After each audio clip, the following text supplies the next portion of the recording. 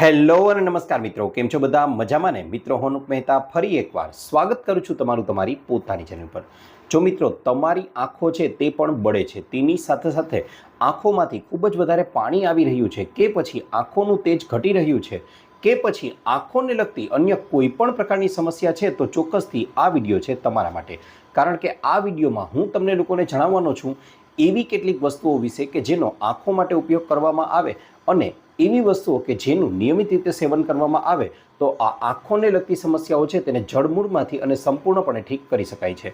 પણ મિત્રો, તમને જણાવી દઉં કે આયુર્વેદમાં દર્શાવેલી આ વસ્તુઓ વિશે માત્ર તેના નામ જાણી લેવાથી જ આપણા લોકોની આંખો છે તે ઠીક નહીં થઈ જાય, પણ તેની સાથે સાથે આ વસ્તુઓનો ઉપયોગ કઈ રીતે કરવો અને કયા સમયે કરવો કે જેથી કરીને તેના વધારેમાં વધારે ફાયદાઓ આપણે લોકો મેળવી શકીએ.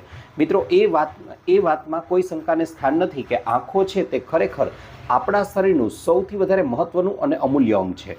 પણ આજકાલ આંખોને લગતી સમસ્યાઓ છે તે ખૂબ જ ઝડપથી વધી રહી છે. તેનું શું કારણ છે? મિત્રો, તમે લોકોએ જોયું હશે કે છેલ્લા 10 વર્ષોની અંદર ચશ્મા પહેરનારા યુવાનોની સંખ્યામાં લગભગ 4 ગણો વધારો થયો છે. આના માટેનું જવાબદાર જો કોઈ સૌથી વધારે અને મહત્ત્વનું કારણ હોય તો એ કારણ છે વધારે પડતો સ્ક્રીન ટાઈમ. જી હા મિત્રો, હવે ઓફિસનું કામ છે એ તો કરવું જરૂરી જ છે, પરંતુ આની સાથે સાથે અન્ય એવા કેટલાક કાર્યો કરી લેવામાં આવે તો ચોક્કસથી આપણી આંખોને પણ આરામ મળી શકે છે. અહીં એક સૌથી પહેલાં તો તમને લોકોને એવી પદ્ધતિ સૂચવવા માગું છું જેને દિવસમાં તમે લાંબો સમય સુધી જો સ્ક્રીન સામું જોયા રાખો છો તો આ પદ્ધતિનો ઉપયોગ કરવામાં આવે તો ખૂબ જ વધારે ફાયદો થાય છે. તેનું નામ છે હથેળી પદ્ધતિ. જી હા મિત્રો, આ પદ્ધતિમાં આપણે લોકોએ જાણીએ જ છીએ એ પ્રમાણે આપણા બંને હાથની જે હથેળીઓ છે તેને આંગળીઓ છે તેને બરાબર રીતે ઘસી, થોડો ભાર દઈ અને ઘસી અને આપણા હાથ છે તે થોડા ગરમ થશે ત્યારબાદ બંને હથેળીઓને આપણી આંખ પર આ રીતે રાખવામાં આવે અને થોડી વાર પછી લઈ લેશો તો તમને લોકોને ખ્યાલ આવશે કે એકદમ તમને લોકોને આરામ થશે, એકદમ તમને લોકોને તમારી આંખો છે તે એકદમ શાંત પડી ગઈ હોય તેવો અહેસાસ થશે. મિત્રો, અન્ય ઘણી બધી એવી સમસ્યાઓ છે કે જેના કારણે આંખો છે તે આપણી ધીમે ધીમે ખરાબ થવા લાગે છે. જેમ કે ઘણા લોકોને એવી ટેવ હોય છે કે આંખોમાં જ્યારે ખૂબ જ વધારે ખંજવાળ આવે છે ત્યારે તેઓ એકદમ ભાર દઈને આંખોને મસળે છે, આંખોને એકદમ જોરથી ચોડવા લાગે છે. આનાથી આપણી આંખોના સ્નાયુઓ છે તે નબળા પડવા લાગે છે. આ ઉપરાંત મિત્રો, ઘણા લોકોને ચાલુ વાહન હોય ત્યારે તેઓ ઘણીવાર પુસ્તક વાંચવાની ટેવ ધરાવતા હોય છે, અથવા ઘણા લોકો છે તે આજકાલ ચાલુ વાહને જ મોબાઈલમાં રીલ સ્ક્રોલ કરે છે અથવા મોબાઈલમાં કોઈ લખાણ હોય તો તેને વાંચવાનો પ્રયત્ન કરે છે.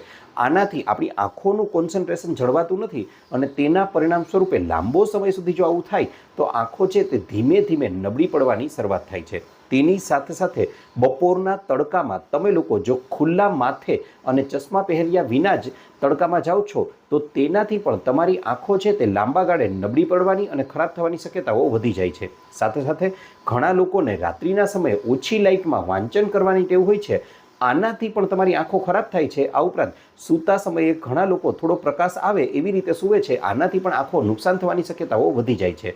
એનો મતલબ સૂતા સમયે સંપૂર્ણપણે અંધારું કરવું પણ ખૂબ જ વધારે જરૂરી છે. સાથે સાથે ઘણીવાર ઘણા લોકોને ખુલ્લા પગે જ જમીન પર ચાલવાની ટેવ હોય છે. મિત્રો, આનાથી પણ તમારી આંખો છે તે ધીમે ધીમે ખરાબ થવા લાગે છે. મિત્રો, આ ઉપરાંત આયુર્વેદમાં તો એમ પણ કહેલું છે કે વધારે મીઠાવાળી વસ્તુઓ એટલે ખાસ કરીને જે સ્નેક્સનું તમે સેવન કરો છો અથવા તો પડીકાબંધ વસ્તુઓ જે આવે છે તેનું પણ વધારે માત્રામાં સેવન કરવામાં આવે તો તેનાથી પણ આપણી આંખોનું તેજ છે તે ઘટી શકે છે અને લાંબા ગાળે આંખોને નુકસાન જ તેનાથી થાય છે. પણ મિત્રો, ચિંતા કરવાની કે ગભરાવાની જરા પણ જરૂર નથી. એટલા માટે કારણ કે આયુર્વેદની સંહિતાઓમાં એવી કેટલીક વસ્તુઓ વિશે વર્ણન કરેલું છે અને તેની ખાવાની પદ્ધતિઓ વિશે વર્ણન કરેલું છે કે જેનું જો યોગ્ય રીતે થોડો સમય પણ સેવન કરી લેવામાં આવે તો આંખોનું જે ગયેલું તેજ છે તેને ફરીથી આપણે મેળવી શકીએ છીએ અને આંખોની જોવાની ક્ષમતામાં પણ વધારો કરી શકીએ છીએ. તો ચાલો શરૂ કરીએ કઈ છે તે વસ્તુઓ. મિત્રો, તેમાં સૌથી પહેલાં તો નંબર 6 ઉપર જે વસ્તુને સ્થાન આપવામાં આવેલું છે તેનું નામ છે ગાજર. જી હા મિત્રો, ગાજર છે તે તમે લોકો જાણો જ છો કે બીટા કેરોટીનથી ભરપૂર હોય છે. અને મિત્રો, તમને જણાવી દઉં કે આ એ જ બીટા કેરોટીન છે જે આપણા શરીરની અંદર જઈ અને વિટામિન એ બનાવવાનું કાર્ય કરે છે. મિત્રો, હવે વિટામિન એ છે તે આપણી આંખોને ઓછા પ્રકાશમાં પણ સ્પષ્ટ રીતે વાંચન કરવાની અથવા તો સ્પષ્ટ રીતે જોવાની ક્ષમતા છે તેને પ્રદાન કરવાનું કાર્ય કરે છે. જો આંખોને પૂરતી માત્રામાં વિટામિન એ છે તે મળી રહે અથવા તો ન મળે તો આપણી આંખોની કોર્નિયા એટલે કે આપણી આંખોનું જે નેત્રપટલ છે તે ધીમે ધીમે ખરાબ થવા લાગે છે। મિત્રો સર્વે જણાવે છે કે દર વર્ષે લગભગ 2.5 થી 5 લાખ જેટલા બાળકો છે તે આ માત્ર વિટામિન એની ઉણપના કારણે જ આંધળા બની જાય છે। મિત્રો એક અભ્યાસ કરવામાં આવ્યો હતો જેમાં કેટલીક મહિલાઓ છે તેમને 6 અઠવાડિયા સુધી સતત ગાજરનું સેવન કરાવવામાં આવ્યું અને ત્યારબાદ અભ્યાસ કરવામાં આવ્યો તો બધી જ મહિલાઓ હતી તેમની આંખોનું તેજ છે તેમાં આપણે દેખીતો ફેરફાર છે, દેખીતો વધારો છે તે સ્પષ્ટ રીતે જોવા મળ્યો હતો। આ ઉપરાંત મિત્રો વિજ્ઞાનના સંશોધનો એવું પણ સૂચવે છે કે ગાજરને કાચા ખાવાને બદલે જો તેને યોગ્ય રીતે પકાવી અને સેવન કરવામાં આવે તો તેમાંથી મળતા બીટા કેરોટીન છે તેની માત્રામાં ખૂબ જ સારો એવો વધારો થઈ જાય છે। આ ઉપરાંત મિત્રો આગળ વાત કરવા જાઉં તો ગાજર છે તેનું સેવન જ્યારે પણ કરવામાં આવે છે ત્યારે શક્ય હોય તો તેને પકાવીને ખાવા, એટલે કે ગાજરનું અન્ય કોઈ પણ શાકની સાથે તમે લોકો શાક બનાવીને પણ ખાઈ શકો છો અથવા અન્ય રીતે પણ તેનું સેવન કરી શકાય છે। આયુર્વેદમાં તો ગાજરના હલવાને સર્વશ્રેષ્ઠ સ્થાન આપવામાં આવેલું છે। તેમાં મિત્રો આગળ વાત કરવા જાઉં તો ગાજરને દૂધમાં પકાવી અને દેશી ખાંડ તેમાં ઉમેરી અને ત્યારબાદ તેનું સેવન કરવામાં આવે તો તેનાથી ખૂબ જ જબરજસ્ત અને સારો એવો ફાયદો છે તે આપણને લોકોને જોવા મળે છે। મિત્રો ત્યારબાદ વાત કરવા જાઉં તો નંબર 4 ઉપર જે વસ્તુને સ્થાન આપવામાં આવેલું છે તેનું નામ છે મગ। જી હા મિત્રો, મગ છે તે કઠોળમાં તો સૌથી સર્વશ્રેષ્ઠ છે, તેની સાથે સાથે તે બહુ જ ગુણકારી પણ છે। આ ઉપરાંત પચવામાં પણ ખૂબ જ વધારે સરળ હોવાને કારણે નાના બાળકોથી માંડી અને વડીલો સુધીના તમામ લોકો છે તે તેનું સેવન કરી શકે છે।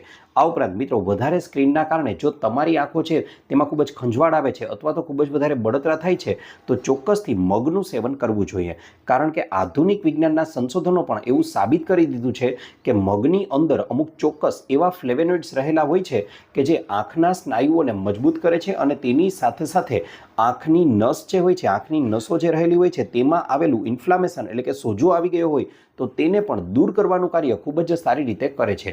સાથે સાથે આ પ્રકારના મગનું સેવન કરવામાં આવે તો તેમાં વિટામિન એની સાથે સાથે આંખ માટે ખૂબ જ વધારે જરૂરી ઝિંક પર રહેલું હોય છે કે જે આપણી આંખોના રેટિનાના સ્વાસ્થ્ય માટે ખૂબ જ સારું એવું માનવામાં આવે છે। આ ઉપરાંત મિત્રો વાત કરવા જાઉં તો આયુર્વેદમાં તો મગને નેત્રયા તરીકે પણ ઓળખવામાં આવેલા છે, તેનો મતલબ જ આંખો માટેનો શ્રેષ્ઠ છે। આ ઉપરાંત વાત કરવા જાઉં તો મહાઋષિ સુશ્રુતે પણ એવું પોતાના એક શ્લોકમાં કીધેલું છે કે મગ છે તે સ્પષ્ટ દ્રષ્ટિ આપનાર છે। તેની સાથે સાથે મગને અઠવાડિયામાં 2 કે 3 વાર સેવન કરવામાં આવે તો લાંબા સમય સુધી તમને લોકોને આંખને લગતી કોઈ પણ પ્રકારની સમસ્યા થવાની શક્યતાઓ ખૂબ જ વધારે ઘટી જાય છે। ત્યાર પછી મિત્રો વાત કરવા જાઉં તો મગ છે તેને તમે ખીચડીના સ્વરૂપમાં મગનું શાક બનાવી શકો છો, મગની દાળ બનાવી શકો છો, ફણગાવેલા મગ છે તે ખાઈ શકો છો અથવા મગના પુડલાના સ્વરૂપમાં પણ મગનું સેવન કરવું તમારા શરીર માટે ઉત્તમ માનવામાં આવેલું છે।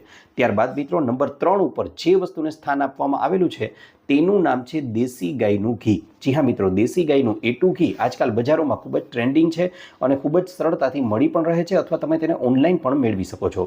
મિત્રો આયુર્વેદ મુજબ આંખો માટે જો કોઈ સર્વશ્રેષ્ઠ વસ્તુ માનવામાં આવેલી હોય તો એ છે દેશી ગાયનું ઘી। જી હા મિત્રો, એટલા માટે કારણ કે આયુર્વેદમાં પણ ઘીને ચક્ષુષ્ય તરીકે ઓળખવામાં આવે છે અને એનો મતલબ જ એવો થાય છે કે જે આંખોની દરેક સમસ્યાને દૂર કરનાર છે। મિત્રો નેત્ર તર્પણ વિધિ જે આયુર્વેદમાં કરવામાં આવે છે આંખો માટે, તેમાં અડદના લોટનો આંખોની આજુબાજુમાં ડેમ બનાવી અને આપણી આંખોના ડોળા છે તેને ઘીની અંદર ડુબાડી દેવામાં આવે છે અને ત્યાર પછી એવું કહેવામાં આવે છે કે તમારી આંખોને ખુલ્લી રાખો। હવે આ સમયે થોડું કદાચ તકલીફ પડે અને આંખોમાં નહિવત માત્રામાં બળતરા પણ થાય છે, પરંતુ ત્યાર પછીનો જે સમય હોય છે તેમાં તમને લોકોને રીતસરનો તમારી આંખોમાં ફેર દેખાય છે અને એટલા માટે જ કહેવામાં આવે છે કે ઘી છે તે આંખો માટે ખૂબ જ વધારે જરૂરી છે। હવે મિત્રો આવું એટલા માટે કરવામાં આવે છે કારણ કે આંખ છે તે અંતે તો એક પ્રકારનો ચરબીનો બનેલો એક ડોળો જ છે, એક પ્રકારનું ફેટ ટિશ્યુ જ છે અને એટલા માટે જ તેને સ્વસ્થ રાખવા માટે ફેટની જ જરૂર પડે, એટલા માટે અહીં દેશી ગાયના શુદ્ધ ઘીનો ઉપયોગ કરવાનું સૂચવેલું છે। મિત્રો ત્યાર પછી વાત કરવા જાઉં તો આગળની વસ્તુ જે આપણી આંખો માટે ખૂબ જ વધારે ઉપયોગી માનવામાં આવેલી છે તેનું નામ છે વરિયાળી એટલે કે ફિનલ સીડ્સ। મિત્રો વરિયાળી છે તેને આયુર્વેદમાં આંખો માટે એટલી બધી શ્રેષ્ઠ માનવામાં આવી છે કે તેને નેત્ર જ્યોતિના ઉપનામથી પણ સંબોધવામાં આવેલી છે। તેની સાથે સાથે રોમન કલ્ચરમાં પણ તેને ધ હર્બ ઓફ સાઇટ તરીકે ઓળખવામાં આવેલી છે। મિત્રો વરિયાળી વરિયાળીમાં આધુનિક વિજ્ઞાન પણ એવું કહે છે કે એવા કેટલાક ચોક્કસ પ્રકારના એન્ટીઓક્સિડન્ટ રહેલા છે કે જે આંખોનું તેજ વધારવા માટે ખૂબ જ વધારે ઉપયોગી છે. સાથે સાથે તેના એક્સ્ટ્રેક્ટનો ઉપયોગ ગ્લુકોમાની ટ્રીટમેન્ટમાં પણ કરવામાં આવે છે. મિત્રો, આપણે જ્યારે વધુ માત્રામાં ટીવી, લેપટોપ કે મોબાઈલનો ઉપયોગ કરીએ છીએ ત્યારે બને છે એવું કે આપણી આંખો છે તેની ગરમી વધી જાય છે. હવે વરિયાળી છે તે પિત્ત શામક છે, એટલે કે તેની તાસીર ઠંડી છે. એનો મતલબ જ અહીં એવો થાય કે તે આપણી આંખોને ઠંડક પ્રદાન કરનારનું કાર્ય કરે છે. અને એટલા માટે જ ઘણીવાર એવું બને છે કે ઘણા લોકોનું પેટ બરાબર સાફ નથી થતું, એટલે કે કબજિયાત કે કોન્સ્ટિપેશનની સમસ્યા રહે છે. મિત્રો, આવી સમસ્યા રહેતી હોય તો પણ આંખોનું તેજ ઘટવા માટે તે જવાબદાર બની શકે છે. વરિયાળી છે તે સીધી કે આડકતરી રીતે આ પ્રકારની કબજિયાતની સમસ્યાને તો દૂર કરે જ છે, તેની સાથે સાથે આંખોનું તેજ વધારવામાં પણ મહત્વનો ભાગ ભજવે છે. આ ઉપરાંત મિત્રો, વરિયાળી છે તેને હંમેશા તમે લોકો પોતાની સાથે એક ડબ્બીમાં ભરીને રાખી શકો છો. કોઈ પણ સમયે તમે ભોજન કરો છો ત્યારબાદ ભોજન પછી તેના થોડા દાણા લઈ અને તેને ચાવી અને એકદમ ખાવામાં આવે અને તેનો રસ પીવામાં આવે તો તેનાથી બહુ ઓછા સમયની અંદર તમારું આંખોનું તેજ છે તે સારી એવી રીતે વધી જશે. આ ઉપરાંત વરિયાળીની તમે લોકો હર્બલ ટી પણ બનાવી શકો છો. આ હર્બલ ટીમાં તમારે લોકોએ 1 ચમચી જેટલી વરિયાળીને 1 ગ્લાસ પાણીમાં ઉમેરી દેવાની છે. હવે આટલું કરી લીધા પછી તે પાણીને તમારે લોકોએ ગરમ થવા માટે રહેવા દેવાનું છે. પાણી બરાબર રીતે ઉકળી જાય એટલે કે પાણી 1 ગ્લાસ હતું તે ઘટીને અડધો ગ્લાસ જેટલું રહી જાય ત્યારબાદ હવે આ પાણીને તમે લોકો ગાળી શકો છો. ગાળી લીધા પછી 1 ગ્લાસમાં હવે તેને ઠંડુ થવા દેવાનું છે ક્યાં સુધી કે જ્યાં સુધી તે આપણે પી શકાય એટલું તાપમાન ન રહી જાય, એટલે કે નવસેકું એ પાણી રહી જાય. ત્યાર પછી આ પાણીનું પણ તમે લોકો સેવન કરી શકો છો. જો નિયમિત રીતે આ રીતે વરિયાળીનું સેવન કરવામાં આવે તો તેનાથી પણ આપણી આંખોનું તેજ છે તેમાં ખૂબ જ સરળતાથી અને સારો એવો વધારો થઈ શકે છે. મિત્રો, ત્યારબાદ તમને લોકોને આગળની વસ્તુનું નામ જણાવું એ પહેલાં કહી દઉં કે અહીં મેં તમને લોકોને જણાવેલું હતું કે આપણે લોકોએ દેશી ગાયનું શુદ્ધ ઘી છે તે આપણી આંખો માટે ખૂબ જ સારું માનવામાં આવે છે. એવું એટલા માટે કારણ કે આ દેશી ગાયના શુદ્ધ ઘીની અંદર ઓમેગા-3 ફેટી એસિડ ભરપૂર માત્રામાં રહેલું હોય છે કે જે આંખોનું તેજ વધારવા માટે ઉપયોગી બને છે. અહીં મિત્રો, ફેટનો ઉપયોગ છે તે લુબ્રિકેશન માટે કરેલો છે. હવે લુબ્રિકેશન એટલા માટે કારણ કે તમે લોકો જ્યારે વધારે માત્રામાં સ્ક્રીન જુઓ છો, એટલે કે મોબાઈલ, લેપટોપ કે ટેલિવિઝનની સ્ક્રીનને વધારે સમય સુધી જુઓ છો ત્યારે બને છે એવું કે ધીમે ધીમે તમારી આંખો છે તે સુકાવા લાગે છે. એટલા માટે અહીં દેશી ગાયના શુદ્ધ ઘીનો ઉપયોગ કરેલો છે કે જે આંખોને લુબ્રિકેશન પૂરું પાડે છે. તમને તરત જ કદાચ એવો પ્રશ્ન થશે કે ભાઈ, લુબ્રિકેશનનું કાર્ય તો તેલ પણ કરી શકે, તો પછી ઘી જ શા માટે? તો મિત્રો, તમને જણાવી દઉં કે ઘી છે તેની તાસીર ઠંડી હોય છે અને આ પ્રકારના ઘીનો ઉપયોગ આપણે લોકો કરશું તો તેનાથી આંખો છે તેને પણ ઠંડક મળશે અને આંખો ઠંડી રહેશે તો પરિણામે આંખોનું તેજ આપમેળે જ વધવા લાગશે. અને એટલા માટે તો તમે જોયું હશે કે ઘણીવાર તમારી આંખો જ્યારે બળે છે ત્યારે ઠંડા પાણીની ઝાલક આંખ પર મારવામાં આવે તો તેનાથી આંખોનું તેજ છે તે ખૂબ જ સરળતાથી અને સારી રીતે વધી જાય છે. આ ઉપરાંત મિત્રો, ઘી છે તેનો જુદી જુદી રીતે ઉપયોગ છે તે આપણી આંખો માટે કરી શકીએ છીએ. જેમ કે ઘરમાં બનતા દાળ અને શાક છે તેની પર બની ગયા પછી ઉપરથી 1 ચમચી ઘી નાખવામાં આવે તો તેનો સૌથી વધારે ફાયદો થાય છે. ઘરમાં બનતી ગરમ રોટલી કે રોટલા હોય તેના પર પણ ઘી છે તેને ચોપડી શકાય છે. આ ઉપરાંત રાત્રે તમે લોકો જ્યારે સૂવા માટે જાઓ છો ત્યારે દેશી ગાયનું શુદ્ધ ઘી હોય તો તેના 1-2 ટીપા છે તેને આંખોમાં પણ નાખી શકાય છે. તેની સાથે સાથે પગના તળિયાની મસાજ કરવા માટે પણ તમે લોકો દેશી ગાયના શુદ્ધ ઘીનો ઉપયોગ કરશો તો તેનાથી પગના તળિયાની મસાજ તો સારી થાય જ છે, પણ તેની સાથે સાથે સારી ઊંઘ લાવવા માટે પણ તે મદદરૂપ છે.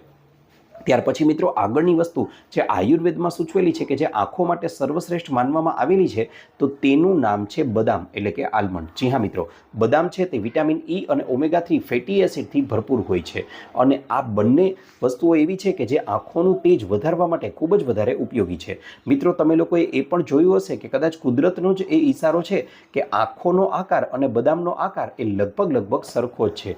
આ કુદરતનો જ ઈશારો આપણે ખરેખર સમજી શકીએ કે આંખો માટે બદામને ખાવાનું તે આપણને સૂચવી રહી છે.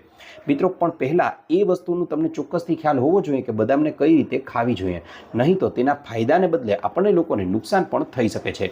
આ માટે તમારે લોકોએ વહેલી સવારે 3 થી 4 જેટલી બદામ લઈ 1 વાટકીમાં પલાળી દેવાની છે. હવે રાત્રિના સમયે આ બદામ લઈ તેના પરની છાલ છે તેને ઉતારી લેવાની છે. તેની સાથે સાથે 1 કે 2 મરીના દાણા લઈ આ બધી વસ્તુઓને ખલદસ્તા વડે કૂટી લેવાની છે. તેની એકદમ બારીક પેસ્ટ બનાવી લેવાની છે.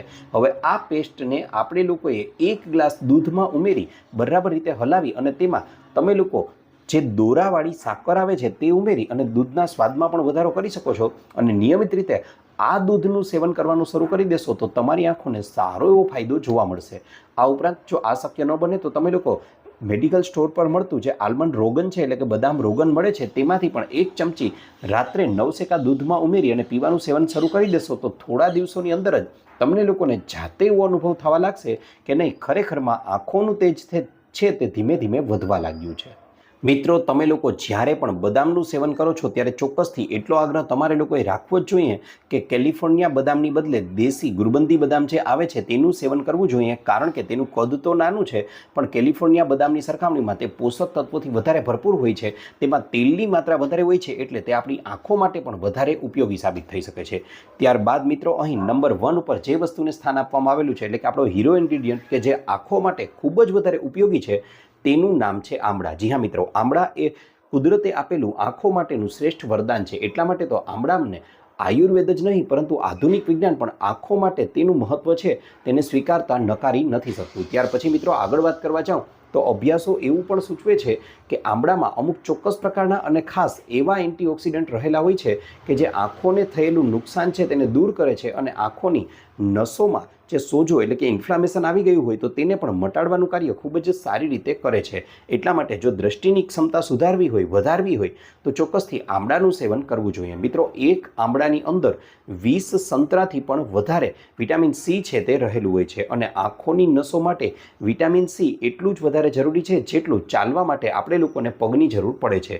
ત્યાર પછી મિત્રો, ઓક્સિડેટિવ ડેમેજના કારણે આંખોને, નેત્રપટલને અને કોર્નિયાને થયેલું જે નુકસાન છે તેને પણ દૂર કરવા માટે આ વિટામિન સી ખૂબ જ વધારે જરૂરી છે કે જે આપણે લોકોને સરળતાથી આ વિટામિન સી છે તે આમળામાંથી મળી આવે છે. આ ઉપરાંત મિત્રો, વધતી ઉંમરની સાથે જે આંખો ધીમે ધીમે નબળી પડવા લાગે છે તેને પણ અટકાવવાનું કાર્ય આ આમળા છે તે સારી રીતે કરે છે.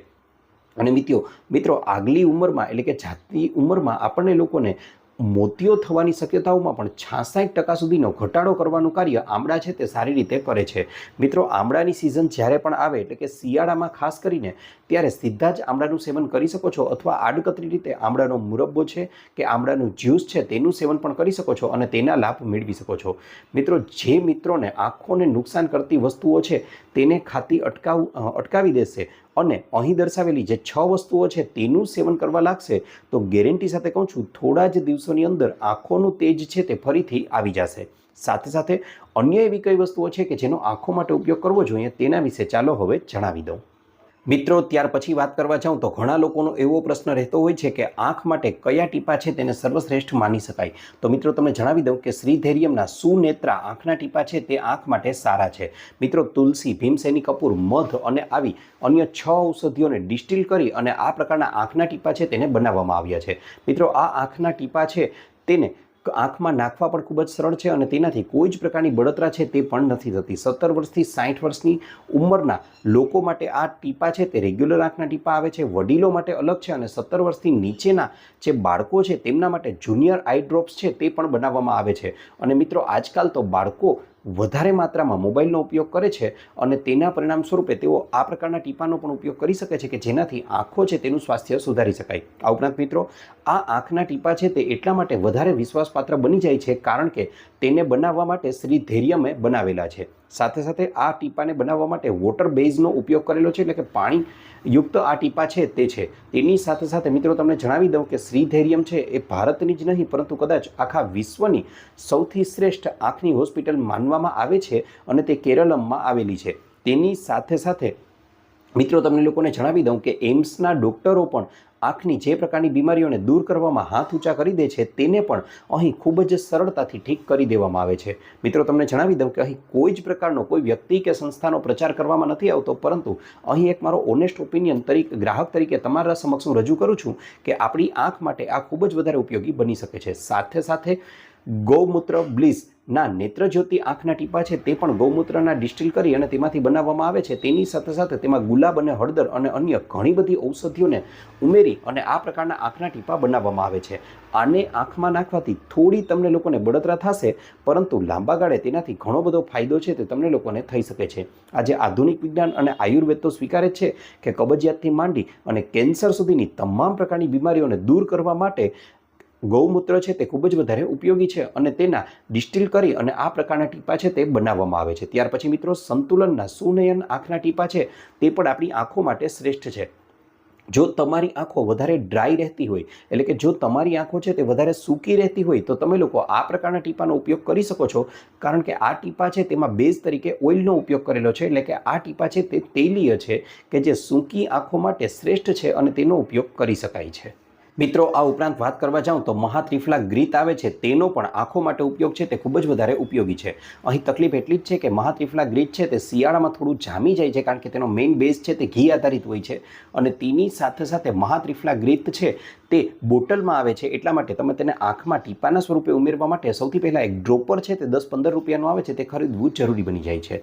સાથે સાથે મિત્રો આગળ વાત કરવા જાઓ તો તમે લોકો મોબાઈલ કે લેપટોપના ઉપયોગ કર્યા વિના તો નહીં જ રહી શકો, તો પછી એટલું ચોક્કસથી કરવું જોઈએ કે મોબાઈલ કે લેપટોપની ઉપર તેને સ્ક્રીનની ઉપર એક પ્રાઇવસી ફિલ્ટર છે તે લગાવી દેવું જરૂરી છે. મોબાઈલનું પ્રાઇવસી ફિલ્ટર છે તે માત્ર 200 રૂપિયાની અંદર કોઈ પણ દુકાન પરથી તમને મળી જશે, અથવા ઓનલાઈન પણ મંગાવી શકો છો.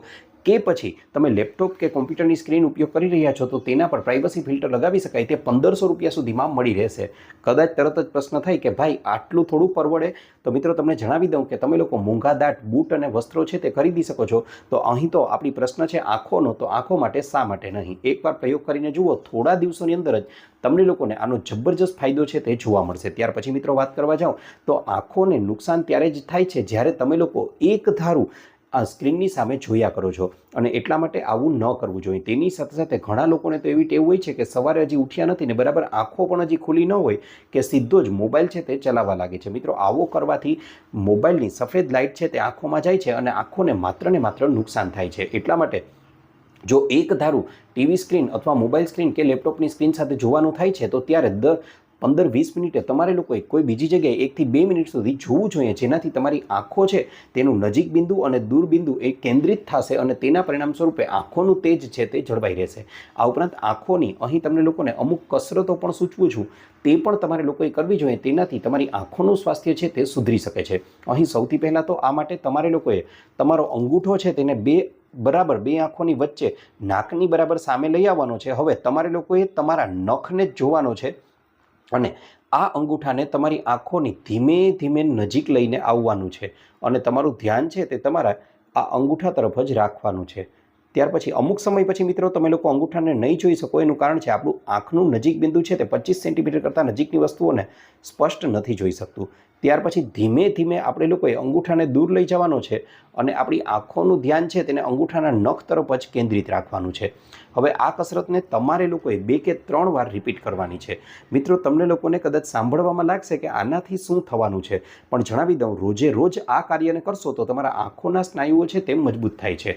આની સાથે સાથે તમે લોકો આ રીતે અંગૂઠો રાખો અને માત્ર અહીં તમારે તમારી આંખોને હલાવવાની છે, નહીં કે ગરદનને, અને તમારે જોવાનું છે માત્ર તમારી અંગૂઠો છે તેના નખને.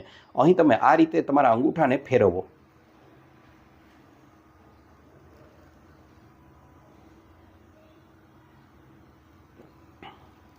હવે તમારે લોકોએ બીજી તરફ તમારા અંગૂઠાને લઈ જવાનો છે.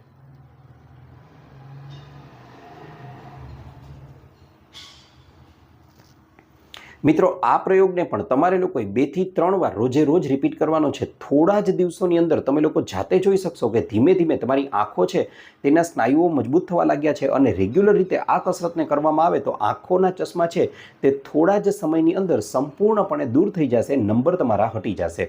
ત્યાર પછી મિત્રો વાત કરવા જાઉં તો સવારે તમે લોકો જ્યારે ઉઠો છો ત્યારે તમારું મોઢું છે તેમાં પાણીને ભરી રાખો અને આંખોને ખુલ્લી રાખી અને આંખોને એકદમ ઠંડા પાણીની ઝાલક મારવાની છે. આનાથી બનશે એવું કે બધી જ ગંદકી નાકમાં આવી જશે અને ત્યાર પછી તમારે મોંનું પાણી થૂકી દેવાનું છે અને નાકને પણ બરાબર સાફ કરી દેશો તો આનાથી તમારો મ્યુકસ તો સાફ થઈ જ જશે, પણ સાથે સાથે આંખોની ગંદકી છે તે પણ સંપૂર્ણ બહાર આવી જશે અને તમને લોકોને અહેસાસ થશે કે નહીં, ખરેખર આંખોમાં ઠંડક થઈ ગઈ છે. આ ઉપરાંત મિત્રો, હંમેશા એટલું ધ્યાન રાખવું જોઈએ કે આંખોને ધોવા માટે કે પછી માથું ધોવા માટે ક્યારેય પણ ગરમ પાણીનો ઉપયોગ ન કરવો જોઈએ. આનાથી માત્ર ને માત્ર આપણને લોકોને નુકસાન જ થાય છે. મિત્રો, ત્યાર પછી વાત કરવા જાઉં તો ઘણીવાર ઘણા લોકો છે તે આંખોના પેક માટે પૂછે છે. મોટાભાગના લોકોએ કાકડીનું આઈસ પેક બનાવી અને તેને ચહેરા પર લગાવ્યું હશે, આંખો પર કાકડીના ટુકડા લગાવવાથી ઠંડક મળે છે, તેમાં કોઈ શંકાને સ્થાન નથી. પરંતુ ગોંદ કતીરા નામની વસ્તુ લઈ અને તેના 2 કે 3 ટુકડા લઈ પાણીમાં પલાળી દો 5 થી 6 કલાક સુધી, અને ત્યાર પછી આ ગોંદ કતીરા છે તેને તમારી આંખો પર રાખી અને લગભગ અડધી કલાક સુધી રહેવા દો અને સૂઈ જાઓ. મિત્રો, અડધી કલાક પછી તમે આંખો ખોલશો ને ત્યારે તમને રીતસરની એકદમ આંખોની ઠંડકનો અહેસાસ થશે. આ ઉપરાંત મિત્રો, હવે તમને લોકોને એક એવી જડીબુટી છે તેનું સૂચન કરી દઉં કે જેનું નિયમિત રીતે સેવન કરવામાં આવે તો લગભગ થોડા જ સમયની અંદર આંખોને લગતી મોટાભાગની સમસ્યાઓ છે તે સંપૂર્ણપણે દૂર થઈ જશે. હવે આને બનાવવા માટે આપણે લોકોએ અહીં 4 વસ્તુઓ લેવાની છે. સૌથી પહેલી તો છે વરિયાળી, બીજી છે બદામ અને ત્રીજી છે સાકર. મિત્રો, આ ત્રણેય વસ્તુઓને સરખી માત્રામાં લઈ લેવાની છે. ચોથી વસ્તુ છે મરી. તેને આનાથી અડધી અથવા અડધાથી પણ ઓછી માત્રામાં લેવી જોઈએ, અથવા અડધાથી ઓછા અડધાની પણ અડધી એટલે કે પા ભાગની જ લેવી જોઈએ. પછી આ ચારેય વસ્તુઓનો એકદમ મિક્સરમાં આપણે લોકોએ પાવડર બનાવી લેવાનો છે. હવે મિત્રો, આ પાવડરમાંથી રોજે રોજ રાત્રે સૂવા માટે જાઓ છો ત્યારે 1 ચમચી આ પાવડરને નવસેકા દૂધમાં બરાબર રીતે હલાવી અને પી લેવામાં આવે તો તેનાથી ધીમે ધીમે પણ તમને લોકોને સચોટ ફાયદો છે તે ચોક્કસથી જણાશે. આ પ્રયોગને તમે રોજે રોજ કરી શકો છો.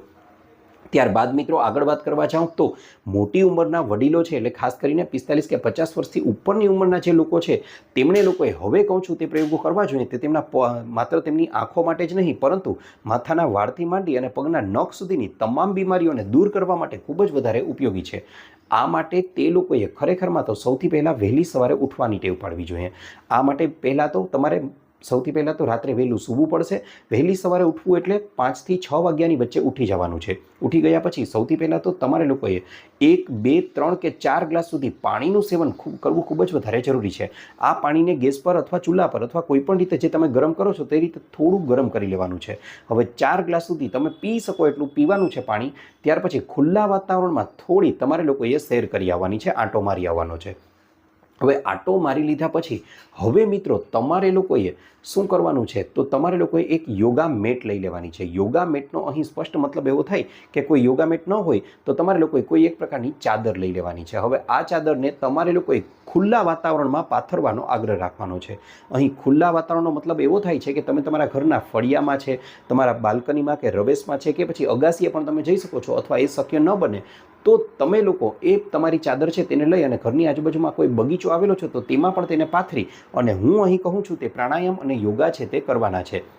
આ માટે તમારે લોકોએ સૌથી પહેલાં તો 10 થી 15 મિનિટ સુધી અનુલોમ વિલોમ કરવું જોઈએ. તેની સાથે સાથે તમારે લોકોએ 10 થી 15 મિનિટ સુધી કપાલભાતિ જેવા પ્રાણાયામ કરવા જોઈએ. મિત્રો, અનુલોમ વિલોમ છે તે તમારી મનની એકાગ્રતા જાળવશે અને માથું દુખવાની કે શરદી ઉધરસની સમસ્યાને જળમૂળમાંથી કાઢી નાખશે.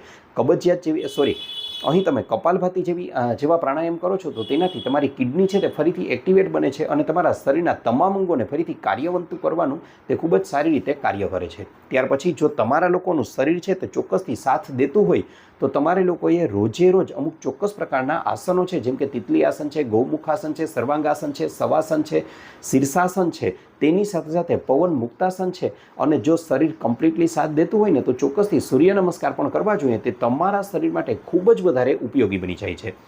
આ ઉપરાંત મિત્રો, આગળ વાત કરવા જાઉં તો તમે સવારના બ્રેકફાસ્ટમાં, ખાસ કરીને તમારી ઉંમર 60 કે 70 વર્ષથી ઉપરની છે તો સવારના નાસ્તામાં તમારે લોકોએ અઠવાડિયામાં એકવાર ફણગાવેલા કઠોળ, કે જેમાં ખાસ કરીને મગનો ઉપયોગ કરી શકો છો, આ મગના ફણગાવેલા કઠોળ લઈ અને આ ફણગાવેલા કઠોળની અંદર તમારે લોકોએ આદુ છે, મરી પાવડર છે, તેની સાથે સાથે અન્ય ઘણા બધા મસાલાઓ છે કે જે રસોડામાં હોય છે તેને ઉમેરી અને સેવન કરવું જોઈએ. અને અઠવાડિયામાં એકાદ વાર ચણાના લોટમાંથી બનેલા પુડલા, કે જેમાં થોડી માત્રામાં અજમો અને પાલક ઉમેરી અને ખાવામાં આવે તો એક સંપૂર્ણ નાસ્તો પણ બની જશે. આ ઉપરાંત મિત્રો, આગળ વાત કરવા જાઉં તો હવે સમય આવે છે બપોરના લંચનો.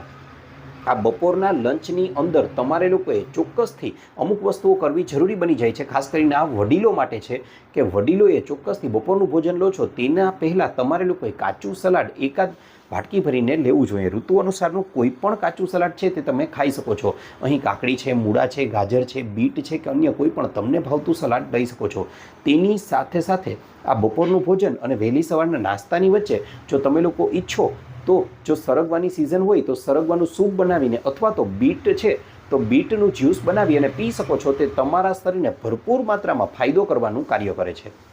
આ ઉપરાંત હવે 1 વાટકી જેટલું સલાડ ખાઈ લીધા પછી બપોરનું ભોજન લેવાનું છે. બપોરના ભોજનમાં જો શક્ય હોય તો ઘઉંની રોટલી ન ખાવી જોઈએ. જો ઘઉંની રોટલી જ ખાવ છો તો 1 રોટલી ઘટાડી અને તેની સામે 1 વાટકી શાક ખાવ છો તો તેના બદલે 2 વાટકી જેટલું શાક ખાવું જોઈએ. તેની સાથે સાથે એકાદ વાટકી જેટલું દહીં પણ લઈ શકો છો. અહીં તમે લોકો જમ્યા પછી છાશનું પણ સેવન કરી શકો છો. મિત્રો યાદ રહે, સફેદ વસ્તુઓમાં દહીં અને છાશનો સમાવેશ નથી થતો, પરંતુ એવી સફેદ વસ્તુઓ કે જે શરીર માટે નુકસાન કરે છે તેનાથી બને તેટલું બચવું જોઈએ. એટલે કે અહીં મેંદો છે, ખાંડ છે, મીઠું છે અને ચોખા છે, આવી વસ્તુઓ બને તેટલી ખોરાકમાંથી ઓછી લેવી જોઈએ. અને તેની સામે આપણી બપોરનું ભોજન છે, તેની થાળી છે, તેને બને તેટલી રંગબેરંગી બનાવવાનો પ્રયત્ન કરવો જોઈએ. રંગબેરંગીનો મતલબ એવો જરાય નથી કે મીઠાઈઓથી ભરી દેવાની છે, પરંતુ અહીં હું તમને એવું કહું છું કે રંગબેરંગીનો મતલબ તમે લોકો જ્યારે શાકભાજી કે ફળોને ખરીદવા માટે જાઓ છો ત્યારે હંમેશા એવો પ્રયત્ન કરજો કે દરેક રંગના ફળ અને દરેક રંગના શાકભાજી છે તેનું તમે લોકો ખરીદી કરી શકો અને તેનું જ સેવન કરવાનો પણ આગ્રહ રાખવો જોઈએ. તેની સાથે સાથે મિત્રો આગળ વાત કરવા જાઉં તો બપોરનું ભોજન કરી લીધા પછી આંખોના તેજ માટે તમારે લોકોએ વરિયાળી છે તેને ચાવીને ખાવી જોઈએ. અહીં વરિયાળીને કાચી અથવા શેકેલી તમને ભાવે એ રીતે તેનું સેવન કરી શકો છો. ત્યાર પછી મિત્રો આગળ વાત કરવા જાઉં તો હવે સમય આવે છે સાંજનો. સાંજના સમયે મોટાભાગના લોકોને એવી ટેવ હોય છે કે કાં તો પડીકાઓ ખોલે છે અથવા તેના બદલામાં લારી પર મળતો જે કચરો ફૂડ છે તે ખાવાનો આગ્રહ રાખે છે, અથવા તો સીધા હોટલમાં જ ઘૂસી જાય છે અને આડીઓળી કોઈ પણ વસ્તુઓ છે તે ખાઈ લે છે.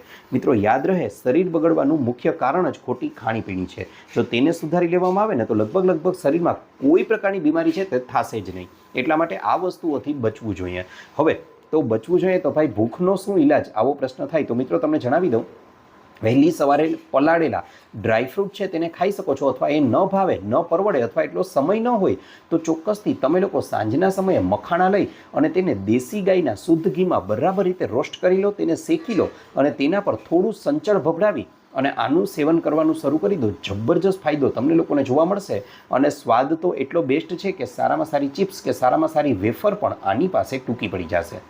હવે મિત્રો જે સમય આવે છે એ સમય આખા દિવસનો સૌથી શ્રેષ્ઠ સમય છે અને એક એવો ઉપાય સૂચવું છું કે જે આ બધા ઉપાયો પર ભારે પડી રહેશે. તે છે સાંજનો ખોરાક. જી હા મિત્રો, સાંજનો ખોરાક છે તે તમારે લોકોએ ગમે તેમ કરી ને સાંજે 7 વાગ્યા પહેલાં પૂરો જ કરી દેવાનો છે. મિત્રો આનું મુખ્ય કારણ એ છે કે સવારે તમે સૂર્ય જ્યારે ઉગે છે, સૂર્ય જ્યારે ઉગવાની શરૂઆત થાય છે ત્યારે તમારી જઠરાગ્નિ પણ ધીમે ધીમે પ્રદીપ્ત થવા લાગે છે અને જ્યારે સૂર્ય અસ્ત થાય છે તેમ તમારી જઠરાગ્નિ છે પણ ધીમી પડી જાય છે, મંદ પડી જાય છે. હવે એનાથી બનશે એવું કે રાત્રિના સાંજના સમયે તમારી જઠરાગ્નિ પ્રમાણમાં ઓછી હશે, એટલે ખોરાકને પચાવવાની ક્ષમતા પણ ધીમી પડી જાય છે. અને હવે આ સમયે તમારે લોકોએ સાંજે 7 વાગ્યા પહેલાં તો ગમે તેમ ખોરાક પૂરો કરવાનો જ છે, પણ સાથે સાથે સાંજનું ભોજન છે તે પ્રમાણમાં હળવું, એટલે કે દાળ ભાત છે, કઢી ખીચડી છે, અથવા તો તમે લોકો અહીં પોહા છે કે શાકભાજીનું સૂપ છે, આવી વસ્તુઓનું સેવન કરી શકો છો. અથવા તો તમને મનગમતી કોઈ પણ વસ્તુ કે જે પ્રમાણમાં પચવામાં હળવી હોય તેનું સેવન કરવું જોઈએ. તેની સાથે સાથે મિત્રો આગળ વાત કરવા જાઉં તો તમે લોકો જ્યારે એવું બને છે કે ઘણા લોકોને તો મોટાભાગે મોડી રાત્રે જમવાની ટેવ હોય છે, એટલે કે રાત્રે 9 કે 10 વાગ્યા પછી જ ભોજન કરે છે. અને બીજું નુકસાન એ છે કે તેઓ રાત્રે જ આખા દિવસનું સૌથી ભારે ભોજન કરી લે છે અને ત્યારબાદ સીધા જ સૂવા માટે જાય છે. હવે બને છે એવું કે આ ભોજનને પચાવવામાં જ આખી રાત શરીર માટે વહી જાય છે અને એના પરિણામે વહેલી સવારે ઉઠો છો ત્યારે તમને લોકોને શરીરમાં થાકનો અહેસાસ થાય છે. જ્યારે 7 વાગ્યા પહેલાં તમે ભોજન પૂરું કરી લેશો અને હળવું ભોજન લેશો તો તેનાથી મોટામાં મોટો ફાયદો એ થશે કે તમે લોકો જ્યારે સૂઈ ગયા છો તો પણ તમારું શરીર તો એક્ટિવ જ છે અને રાત્રે 11 કે 11:30 વાગ્યા સુધીમાં તો બધો ખોરાક પચાવી દેશે અને ત્યાર પછી 11:30થી બીજા દિવસે સવારે 6 કે 7 વાગ્યા સુધીનો સમય છે તે તમારા શરીર માટેનો હિલિંગનો સમય રહેશે. અને આ હિલિંગનો સમયનો જ મતલબ એવો થાય છે કે તમારું શરીર જાતે જ પોતાની બીમારીઓને દૂર કરવા લાગે છે.